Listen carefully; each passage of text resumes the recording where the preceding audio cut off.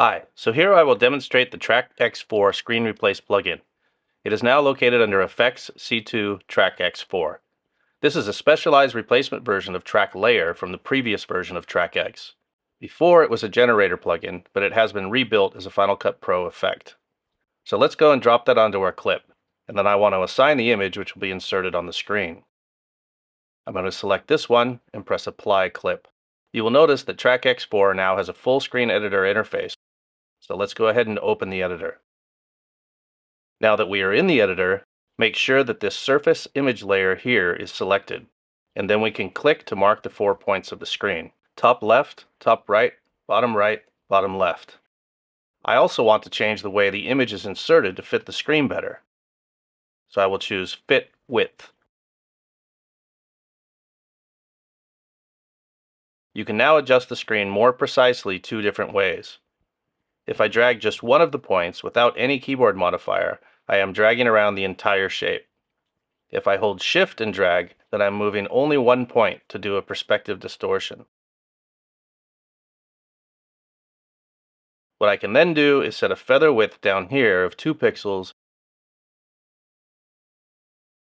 and then adjust the points more precisely to have a little bit of overlap here outside the screen frame to hide the gap better.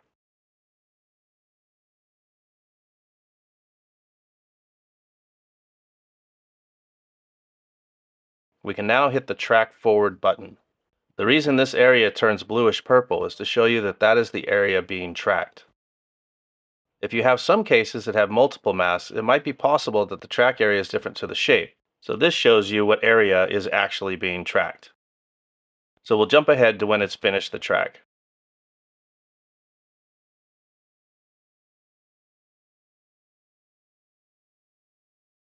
If you click on the surface image insert layer here, we have some parameters to control blur, saturation, and contrast.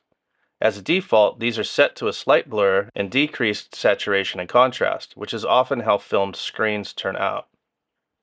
If you add the image without correction, it usually looks a bit too sharp and a little fake. Let's bring that back a bit there so it's a better match. The other element we can add is motion blur, enabled in the menu here, another effective tool when matching screen replacements. Set it to 8 samples and decrease the angle. If you notice that the track screen shape drifts a bit over the course of the shot, you can do some simple keyframing to adjust it. Make sure that you are at the beginning or the end, and then click here to add a keyframe. Then you can just shift and drag individual points as you need for the best alignment. Jump to the end frame and adjust as needed so that the entire shape follows closely with the shot.